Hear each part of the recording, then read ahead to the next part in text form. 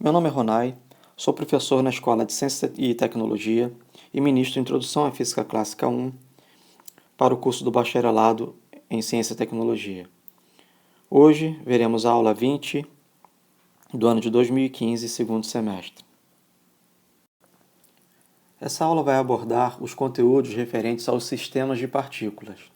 Ao final da aula, você deve ser capaz de explicar a colisão de um sistema de duas partículas aplicando o teorema impulso-variação do momento linear. Perceber que forças internas não alteram o momento linear do sistema. Explicar o movimento de um sistema de partículas sujeito a uma força externa resultante. Reconhecer que nas colisões o momento linear do sistema é conservado quando a resultante das forças externas é nula. E calcular o centro de massa de um sistema de partículas. Começaremos a estudar o movimento de um sistema de partículas. Para isso, utilizaremos o conceito de momento linear. Na figura desse slide, você pode notar o movimento de um bastão rígido lançado ao ar. O movimento foi capturado para várias posições da câmera. Esse movimento é bastante complexo. Mas se você olhar atentamente a figura, vai perceber que há um ponto específico do bastão que possui um movimento conhecido. O movimento parabólico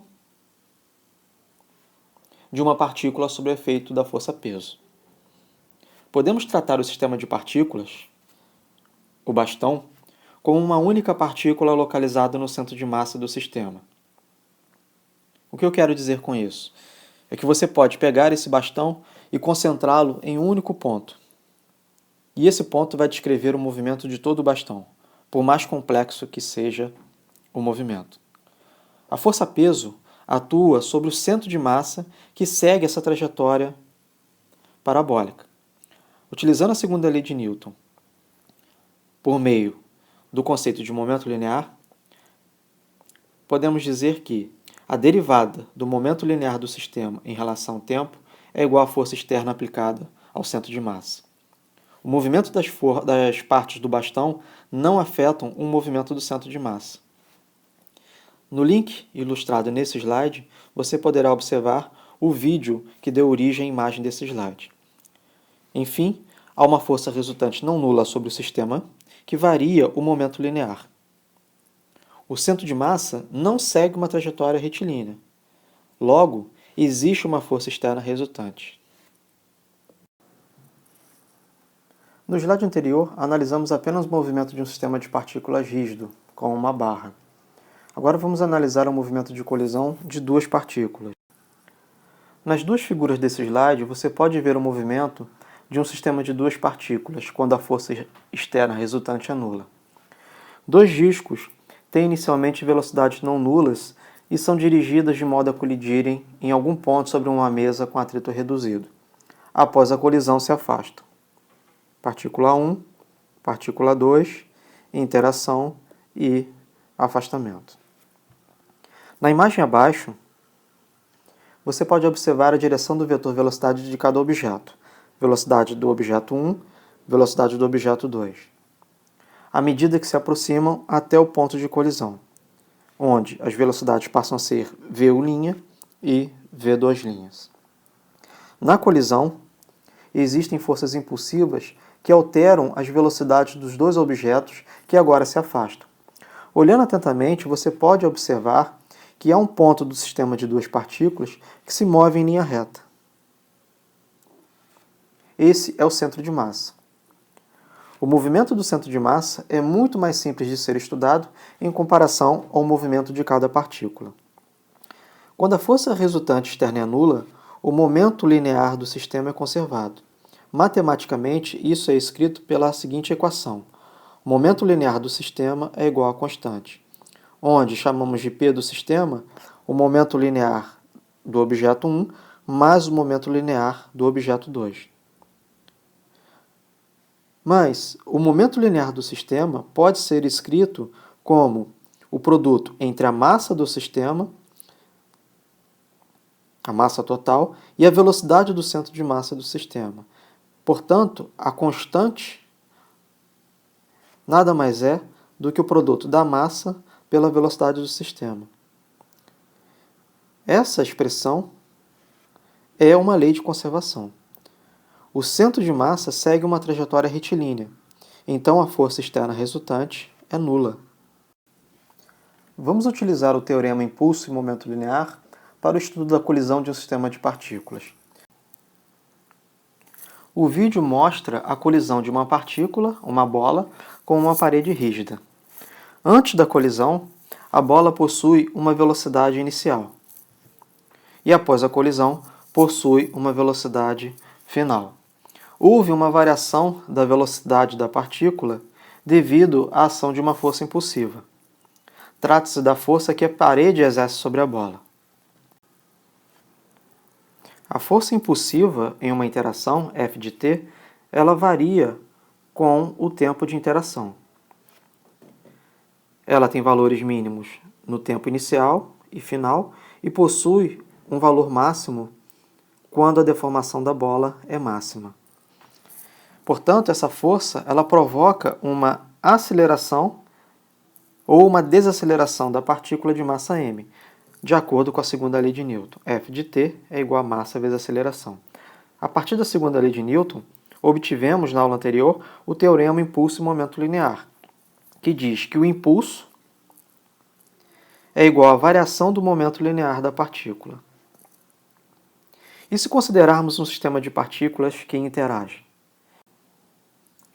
O teorema impulso e momento, que foi derivado da segunda lei de Newton e constitui, de fato, uma maneira alternativa de olhar para a segunda lei, é utilizado no contexto da dinâmica de uma partícula, isto é, a força resultante que atua em uma única partícula, como foi a força que a parede exercia sobre a bola. Essa aula iniciou com a observação de que as interações são muito complexas. Para prever os resultados, precisamos verificar como a terceira lei de Newton é expressa na linguagem de impulso e momento linear, porque é a terceira lei de Newton que dará a interação entre duas ou mais partículas. Ela nos levará a um dos mais importantes princípios da conservação da física, que já vimos previamente no nosso segundo slide dessa aula. A figura mostra dois objetos, objeto A e objeto B, com momento inicial PAI e PBI. Em seguida, esses dois objetos interagem, ricocheteiam e se afastam com velocidades ou momentos finais PA final e PB final. Durante a colisão, enquanto os objetos interagem, as forças exercidas formam um par de ação e reação. A força que A exerce em B e a força que B exerce em A. Cada uma dessas forças tem um formato de uma força impulsiva. As forças impulsivas variam o momento linear de cada partícula do sistema, veja que o momento de A foi invertido após a colisão e o momento de B também foi invertido depois da colisão. Mas essas forças impulsivas são forças internas, que não alteram o momento linear do sistema, que é o momento linear total. Veja que o momento linear inicial é PAI mais PBI e o momento linear final é PAF mais PBF. E esses dois momentos, inicial e final, ou antes e depois, são iguais. A notação com todos os subscritos pode parecer excessiva, mas existem dois objetos A e B, e cada um possui uma velocidade inicial e outra final, de modo que precisamos distinguir entre 4 diferentes velocidades ou 4 diferentes momentos. Percebendo que os momentos são grandezas vetoriais, e, de acordo com o referencial adotado nesse slide, o momento linear inicial e o momento linear final da partícula B são positivos, porque são orientados ao longo do eixo x positivo. Já os momentos lineares inicial da partícula B e final da partícula A têm sinais negativos porque estão orientados no sentido negativo do eixo x. Então a primeira expressão é uma expressão vetorial, que é a soma do momento linear do sistema, e a segunda expressão é uma soma algébrica, onde já foi considerado a orientação dos vetores. Vamos dar principal importância à terceira lei de Newton, que é satisfeita na interação. Então, o somatório das forças tem que ser igual a zero. Levando em consideração o nosso sistema de referencial, então, a força que B exerce em A, com sinal negativo, mais a força que A exerce em B, com sinal positivo, deve ser igual a zero. Isto é, a força que A exerce em B é igual à força que B exerce em A. Se admitirmos que as forças internas impulsivas se cancelam e satisfazem a terceira lei de Newton, podemos dizer que o somatório das forças é igual a zero. As forças impulsivas podem ser representadas por uma força média. E, nesse caso, a força média é igual ao impulso dividido pelo intervalo de tempo de duração do intervalo. Se levarmos essa expressão à soma das forças igual a zero, temos que a força que B exerce em A é igual ao impulso da partícula A dividido pelo intervalo de tempo. Aplicando o teorema impulso-momento linear, o impulso da partícula A é igual à variação do momento linear da partícula A. O que significa isso do ponto de vista? É que a força que B exerce na partícula A provoca o impulso da partícula A. E isso nada mais é do que a variação do momento linear da partícula A. Antes ela tinha um momento linear inicial, depois da interação da força, esse momento linear inicial é alterado para o momento linear final.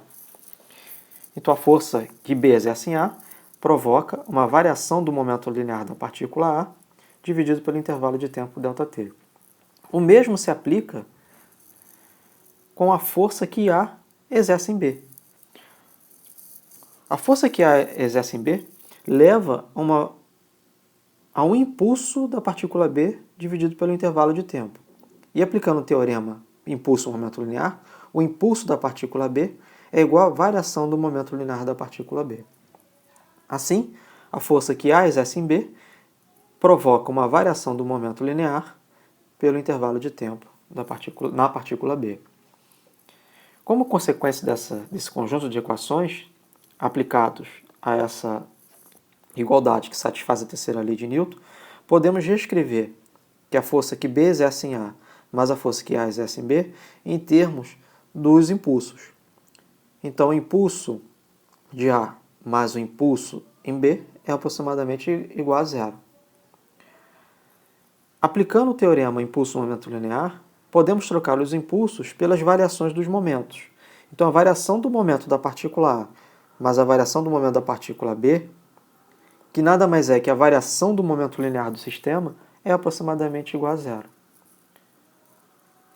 Podemos dizer que o momento linear do sistema é conservado. Então, o momento linear inicial é igual ao momento linear final. As forças internas, as forças impulsivas, não alteram o momento linear do sistema. Temos aqui uma lei de conservação, que será válida para todos os sistemas físicos. Na sequência, veremos 3 exemplos do princípio de conservação do momento linear. Serão 3 experimentos. No experimento 1, temos 2 discos idênticos, 1 e 2, em rota de colisão frontal. Então, antes da colisão, a velocidade da partícula 1 é mais v e a velocidade da partícula 2 é menos v. Suas velocidades são v1 igual a v e v2 igual a menos v. Isto é, tem magnitudes iguais, mesma direção e sentidos opostos. Os momentos são P1 m vezes v e P2 igual a menos m vezes v. As massas são iguais. Qual é o momento linear total do sistema? É uma soma P1 mais P2. Então, mv menos mv é igual a zero. Houve a interação em algum momento. Verifique-se experimentalmente que depois da colisão, como esses 2 discos são idênticos, têm mesma massa e mesma velocidade, que a velocidade da partícula branca foi invertida para menos v. E a velocidade da partícula preta foi invertida para mais v. Então, a velocidade final, que chamamos pelo índice linha, então v'1 é igual a menos v, e v'2 é igual a mais v. Compare agora as velocidades antes e depois. O mesmo acontece com os momentos. O momento linear final, que é representado pelo símbolo linha, é igual a menos v. Compare com o momento linear antes. E o momento linear da partícula preta, que representamos pelo índice linha, é igual a mais mv. Compare agora o momento linear final com o inicial. Qual é o momento linear final do sistema? Que representamos por P'. É P1' mais P2', que é igual a menos mv mais mv. A soma é igual a zero. Finalmente, o momento linear de um sistema de partículas isoladas é o mesmo antes e depois da colisão. Então, P inicial é igual a P' final. As forças internas não alteram o momento linear do sistema. Um segundo exemplo é aquele de dois discos idênticos, um em movimento, que é a partícula branca, e dois em repouso, que é a partícula preta. A velocidade da partícula branca é mais v, e a velocidade da partícula preta é zero.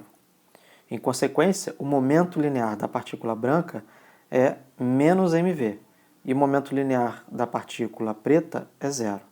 O momento linear total, ou momento linear do sistema, é P igual a P1 mais P2. P1 é igual a mv, P2 é igual a zero, então a soma é igual a mv. Houve interação e verifique-se experimentalmente que depois da colisão, a velocidade da partícula branca é zero e a velocidade da partícula preta é mais v. Isto é, depois da colisão, as velocidades foram trocadas. De modo que o momento linear final da partícula 1 é zero e o momento linear da partícula preta é igual a mv. A soma do momento linear do sistema, que é P', é P1' mais P2', que é igual a mv também. O momento linear de um sistema de partículas isoladas é o mesmo antes e depois da colisão. Nesse exemplo, igual a mv. Então, P inicial é igual a P final. As forças internas não alteram o momento linear do sistema. O nosso terceiro experimento, para ilustrar a conservação do momento linear, é aquele de dois discos idênticos, um em movimento e dois em repouso, mas com uma pequena cola, representada pela bolinha vermelha. Antes da colisão, a velocidade da partícula branca é v e a velocidade da partícula preta é zero. O momento linear da partícula branca é mv e o momento linear da partícula preta é zero.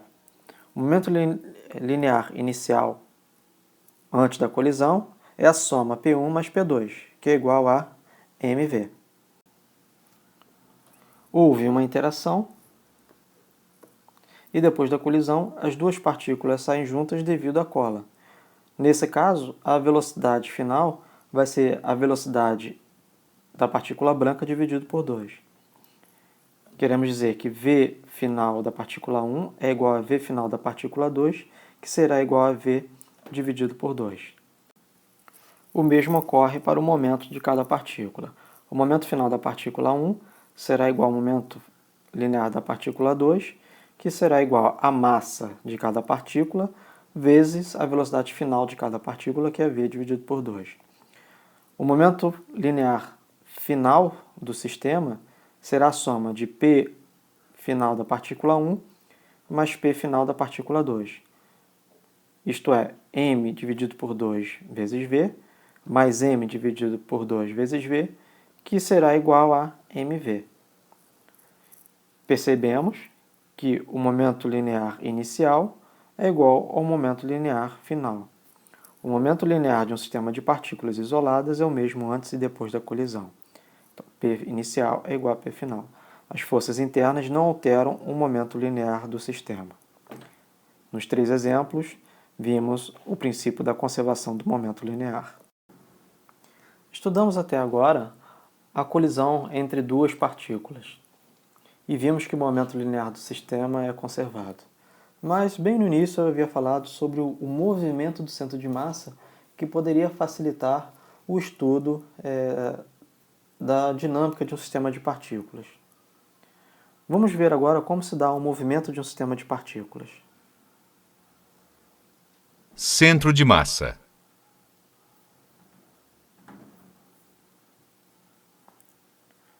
Aqui você tem o movimento de uma bolinha, sob a ação da força-peso. A bolinha pode ser tratada como partícula, porque se desloca sem girar e sem se deformar. O peso da bolinha é a única força não desprezível que atua sobre ela.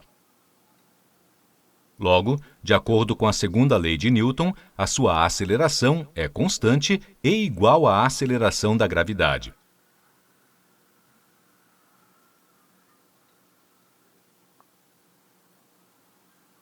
Por isso, a sua trajetória é uma parábola.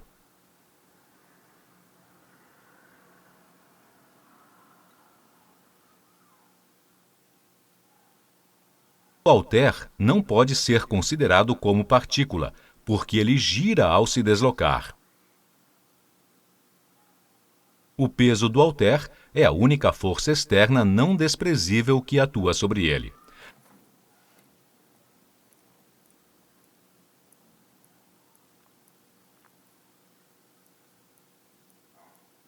Apesar disso, as trajetórias dos seus pontos não são, em geral, parábolas. Todavia, existe um ponto do halter cuja trajetória é uma parábola. Esse ponto é denominado centro de massa do halter.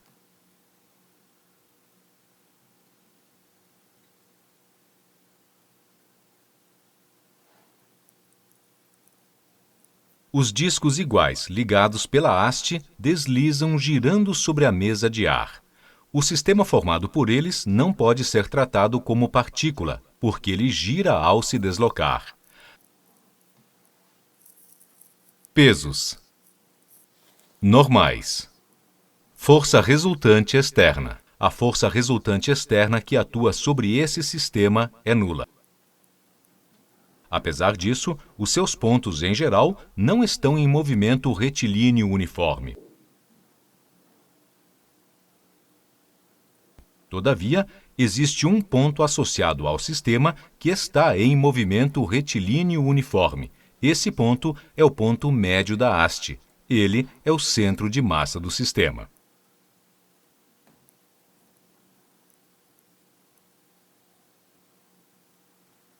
Dois discos diferentes, ligados por uma haste leve, deslizam sobre a mesa de ar. O sistema formado por eles não pode ser tratado como partícula, porque ele gira ao se deslocar.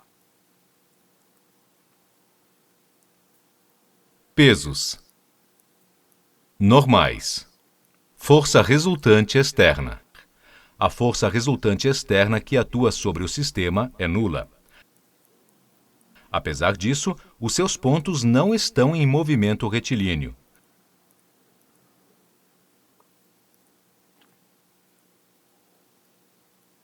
Todavia, existe um ponto associado ao sistema que está em movimento retilíneo uniforme. Ele está mais próximo ao centro do disco maior. Ele é o centro de massa do sistema.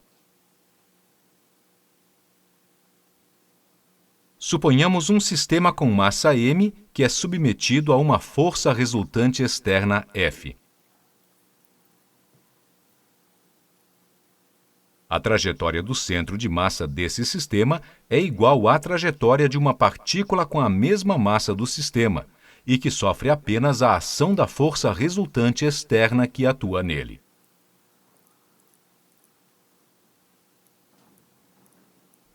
A trajetória do centro de massa de um sistema não é alterada por forças internas. Logo, o movimento do centro de massa dos discos iguais, ligados por uma mola, também é retilíneo uniforme.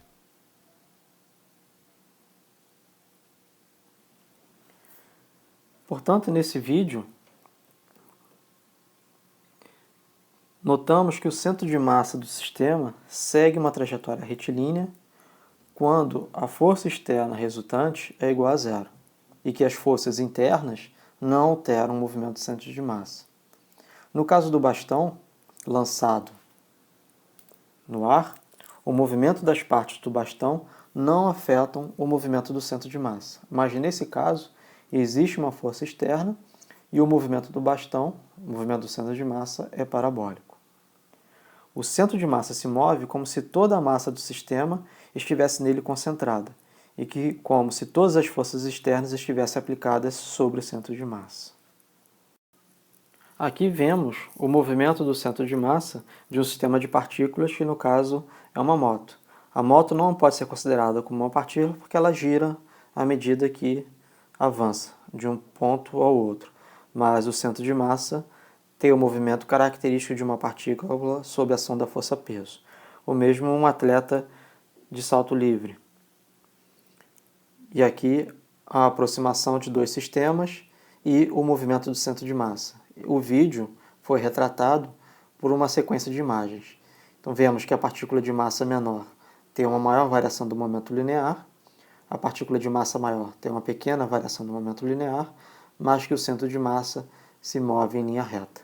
Então, nesse caso do motocross, eu tenho uma força externa, no caso do salto livre, eu tenho uma força externa, e nesse caso da colisão, eu não tenho uma força externa, que é característico pelo movimento retilíneo do centro de massa. O Michael Jackson consegue colocar o seu centro de massa além dos pés. Ele deveria cair, porém há um truque nessa fotografia. Você é capaz de dizer como ele consegue fazer isso? Nosso objetivo é desenvolver uma lei mais geral de conservação do momento, que seja válida em qualquer situação. Vamos considerar um sistema formado de duas partículas, partícula A e partícula B. E que agora, além das forças internas, que é a força de A sobre B e força de B sobre A, existem forças externas. A força externa sobre a partícula 1 e a força externa sobre a partícula 2. As forças internas satisfazem a terceira lei de Newton. A força de A sobre B mais a força de B sobre A é igual a zero. São forças impulsivas, forças internas. As forças externas satisfazem a segunda lei de Newton. O somatório das forças, F1 mais F2, é igual à força externa. A força resultante sobre cada partícula será a força interna mais a força externa. E na partícula B, a força resultante sobre B é a força de A sobre B mais a força externa. O momento linear total do sistema, P do sistema, é o momento linear da partícula A mais o momento linear da partícula B. A força resultante sobre o sistema, a segunda lei de Newton, é a derivada do momento linear do sistema em relação ao tempo, que é igual à derivada do momento linear da partícula A em relação ao tempo, mais a derivada do momento linear da partícula B em relação ao tempo. Então, essa expressão é a segunda lei de Newton, expressa em termos dos momentos lineares. Então, a derivada do momento linear do sistema em relação ao tempo será igual à força resultante sobre a partícula A mais a força resultante sobre a partícula B. Vimos no slide anterior que a força resultante sobre a partícula A é a força interna de B sobre A mais a força externa 1.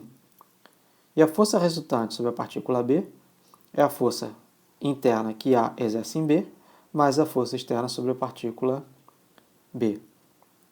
Mas a soma da força de B sobre A mais a força de A sobre B é igual a zero, porque satisfaz a terceira lei de Newton.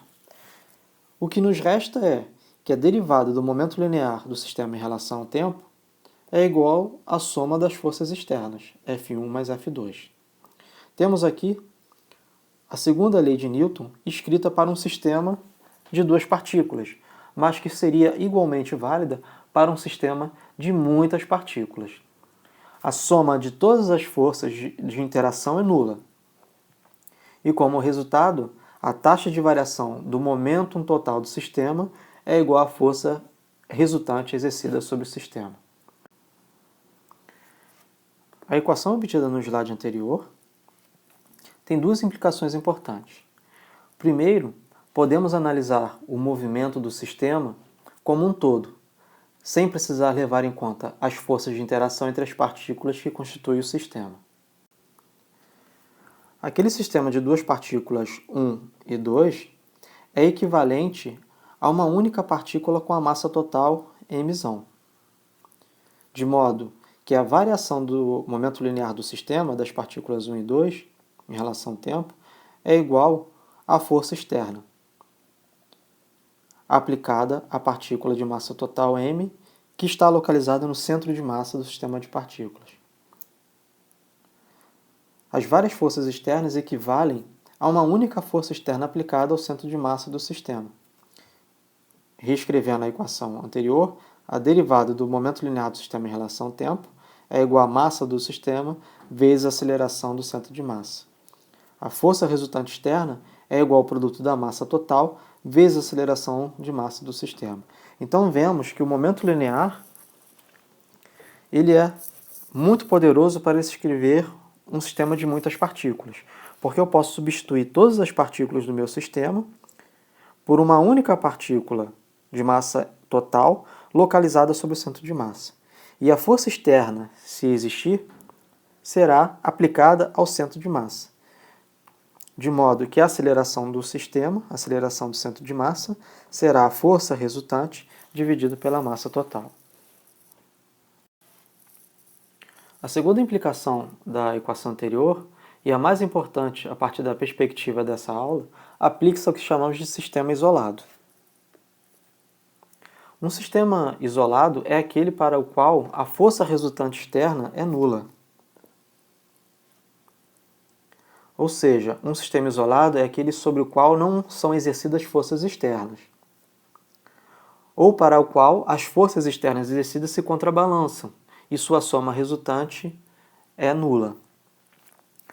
Para um sistema isolado, a equação, a segunda lei de Newton do sistema, diz que a taxa de variação do momento linear do sistema em relação ao tempo é igual a zero. Em outras palavras, o momento total de um sistema isolado não varia. O momento total P mantém-se constante, sejam quais forem as interações no interior do sistema. A importância deste resultado é suficiente para elevá-lo à categoria de uma lei da natureza, junto com as leis de Newton, que é o princípio da conservação do momento linear. Há a conservação do momento linear do sistema quando a resultante das forças externas se anula. Matematicamente, se a derivada do momento linear do sistema em relação ao tempo for igual a zero, é porque essa grandeza P do sistema é uma constante. Perceba que as forças 1 e 2 formam um binário, rotacionando o sistema, mas sem alterar o movimento de translação, porque o somatório das forças é igual a zero. Então, podemos enunciar o princípio da conservação do momento linear. Quando a soma vetorial das forças externas que atuam sobre um sistema é igual a zero, sistema isolado, o momento linear do sistema permanece constante. Então, o P total é igual à soma dos momentos de cada partícula do sistema e essa grandeza é conservada. A lei da conservação do momento linear é mais geral do que a lei da conservação da energia mecânica. A energia mecânica é conservada somente quando as forças internas são conservativas. Porém, a lei da conservação do momento linear vale mesmo quando no sistema existem forças que não são conservativas. As forças não conservativas são internas, e a soma das forças internas não afeta o momento linear do sistema, mas podem afetar a energia mecânica se forem não conservativas. O momento linear de cada partícula pode ser alterado pelas forças internas, mas o momento linear do sistema não alterado. Aqui vamos aprender como localizar o centro de massa de um sistema discreto de partículas. Veja que temos um sistema de referencial. A partícula 1 é localizada por um vetor R1 em relação à origem, e a partícula 2, de massa M2, é localizada por um vetor posição R2 em relação à origem. As duas partículas de massa M1 e M2 podem ser trocadas por uma massa única, que é a massa total do sistema, a massa de M1 mais M2. E essa massa total é localizada em relação à origem pelo vetor que chamamos de coordenada do centro de massa. Perceba que a posição do centro de massa está mais próxima da massa maior, da massa M2. A coordenada do R do centro de massa é simplesmente dada pelo produto entre a massa 1 vezes o vetor posição R1, mais a massa M2 vezes a posição R2, dividido pela massa do sistema, que é M1 mais M2. Se houvesse uma terceira massa, bastaríamos substituir as reticências pelo produto M3 vezes R3 e adicionar mais M3. Vejamos aqui um exemplo. O vetor R1 tem coordenadas 0,5i e mais 3,5j. E a massa M1, 1 kg. O vetor R2 tem coordenadas 3i mais 1j. E a massa M2 é igual a 2 kg. Faça os cálculos e obtenha que a coordenada do centro de massa é dada pelo vetor 2,2i, que corresponde à coordenada x do centro de massa, mais 1,8j, onde 1,8 corresponde à coordenada y do centro de massa. Então, ao contrário de descrever o movimento e a posição e a massa de cada uma das partículas, podemos descrever a coordenada do centro de massa e a massa total do sistema.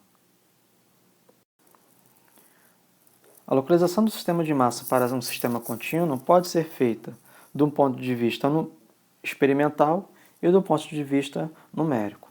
Do modo de vista experimental, basta pendurar o seu corpo rígido por um fio de prumo e observar essa linha tracejada. Riscamos sobre o objeto sólido uma linha, com um lápis, por exemplo, e depois pegamos o mesmo objeto e penduramos por uma outra posição, e traçamos uma linha paralela ao fio de prumo. O ponto de interseção das curvas traçadas A-azão e B-bezão é a localização do centro de massa. Outra definição é o conceito de centro de gravidade, que se sobrepõe ao centro de massa para os objetos homogêneos. Objetos não homogêneos, que têm distribuições de massas não contínuas, o centro de massa e o centro de gravidade não se sobrepõem. O método numérico consiste em substituir, para o cálculo da coordenada do centro de massa, o somatório pelo símbolo de integral. Então, a coordenada do centro de massa é a integral do vetor posição vezes um elemento de massa do objeto contínuo, dividido pela integral da distribuição de massa. Se você assistiu esse slide até esse ponto, você ganhará alguns pontos se conseguir demonstrar qual é o centro de massa de uma placa retangular, de um triângulo e de um cone, utilizando os seus conhecimentos sobre cálculo diferencial e integral. Mas isso só para quem assistiu o vídeo até o final. Para resumir o estudo do movimento do centro de massa, podemos dizer o seguinte, que o centro de massa se move como se toda a massa do sistema estivesse nele concentrada e como se todas as forças externas estivessem aplicadas sobre o próprio centro de massa. Observe aqui nessa ilustração. O somatório das forças internas é igual a zero, logo não afeta o momento linear do sistema. As duas partículas foram substituídas por uma única massa e sobre ela atua a força externa resultante. A partir do nosso modelo do cálculo do centro de massa, então a massa total vezes o R do centro de massa é o somatório do produto entre a massa e a posição de cada partícula. Derivando a primeira equação em relação ao tempo, temos que a massa vezes a velocidade do centro de massa é igual ao somatório do produto da massa pela velocidade de cada partícula. Isso daqui nada mais é do que o momento linear do sistema é igual ao somatório do momento linear de cada partícula. Derivando novamente essa segunda expressão em relação ao tempo, temos que a massa total vezes a aceleração do centro de massa é o somatório do produto entre a massa e a aceleração de cada partícula. Ou que a massa total vezes a aceleração do centro de massa é o somatório de todas as forças que atuam no sistema. Essas forças são forças internas e forças externas. Porém, o somatório das forças internas é igual a zero. Logo, a massa vezes a aceleração do centro de massa é o somatório das forças externas, que nada mais é do que a segunda lei de Newton para um sistema de partículas, que pode ser reescrita em termos do momento linear do sistema. A derivada em relação ao tempo do momento linear do sistema é igual à força externa resultante. Se a força externa for zero, o momento linear do sistema é conservado. Finalizamos aqui a aula de número 20. Espero que vocês respondam os exercícios e utilizem a lista como roteiro de estudo. Na próxima aula, veremos a unidade 3, que tratará das colisões elásticas e inelásticas, utilizando os conceitos de conservação do momento linear, que aprendemos nessa aula, e dos conceitos de conservação de energia. Bons estudos!